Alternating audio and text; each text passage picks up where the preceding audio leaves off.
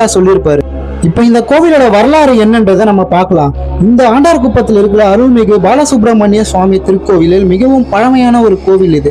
சுமார் 900 1000 வருடங்களுக்கு பழமையான இந்த கோவில்ல முருகர் 3 வேடத்துல காட்சியளிக்கிறாரு.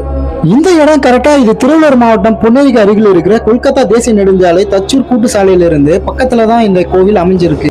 இங்க இருக்கிற முருகனை நீங்க வணங்கிட்டு போனீங்கன்னா உங்களுக்கு வேலையில ஏதாச்சும் உங்களுக்கு ப்ரமோஷன் வராம இருக்கிறது, உங்களுக்கு திருமணம் தடை இந்த மாதிரி ஏதாச்சும் இருந்துச்சுன்னா உங்களுக்கு கண்டிப்பா உங்க வாழ்க்கையில இருந்து நீங்கன்னு சொல்லிட்டு இங்க இருக்கிற மக்களால சொல்லப்படுது. நீங்க வேற ஏதாச்சும் கோவில்ல முருகன் கையில வேலு இல்ல சூலாயுதம் இந்த மாதிரி ஏதாச்சும் ஒண்ணு பார்த்திருப்பீங்க, வஜ்ரம் இந்த மாதிரி ஏதாச்சும். ஆனா இந்த கோவில்ல அந்த மாதிரி எதுவுமே இருக்காது. முருகன் ஒரு அதிகார தோரணையில் இந்த கோவில்ல காட்சியளிக்கிறாரு, இடுப்புல கை வச்ச மாதிரி. பிரம்மனைய சிறை வைத்த கதை இந்த கோவிலுக்கு ஒரு சிறப்பு அம்சத்தை உருவாக்கும். கைலாயத்துக்கு ஒரு முறை பிரம்மன் வந்துட்டு இருக்கும்போது அங்க இருக்கிற முருகன் ரொம்ப சின்ன பையனா இருந்ததுனால அவரை பிரம்மன் அலட்சியம் படுத்தி இருக்காரு. இதை முருகன் கவனிச்சு பிரம்மனிடம் படைப்பு தொழிலுக்கு ஆதாரமான ஓம் எனும் பிரணவ மந்திரத்தை முறையாக உச்சரிச்சு அதுக்கான ஆதாரம் என்ன அப்படின்னு சொல்லி பொருளை கேட்டிருக்காரு. இதுக்கு பிரம்மனால சரியாக பதில் சொல்லாததுனால பிரம்மனை சிறைபிடிச்சு அவரோட தலையில கொட்டி இந்த இடத்துல ஒரு நிகழ்வு நடைபெற்று இருக்கு. பிரம்மனிடமே கேள்வி கேட்ட நம்ம முருகர் இந்த இடத்துல அதிகார தோரணையிலேயே காட்சியளிக்கிறார்.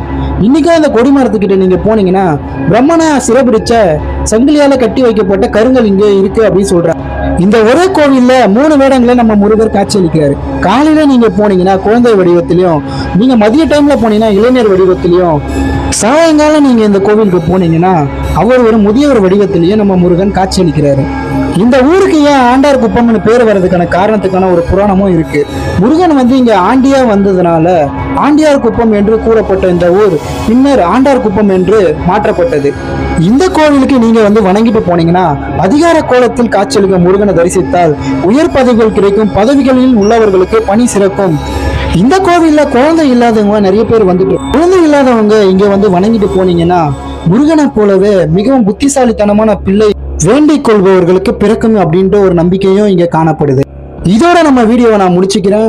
நம்ம சேனலுக்கு நீங்க புதுசா வரீங்க, நம்ம சேனலை மறக்காம சப்ஸ்கிரைப் பண்ணிக்கோங்க. இது மாதிரியான இன்ட்ரெஸ்டிங்கான தகவல்களை தெரிஞ்சுக்கொள்ள உங்க ஃபேமிலி அண்ட் ஃப்ரெண்ட்ஸுக்கு இந்த வீடியோ ஷேர் பண்ணுங்க. முருகனை பற்றிய இன்னொரு வீடியோவில் இன்னொரு காணொலியில நான் உங்களை சந்திக்கிறேன்.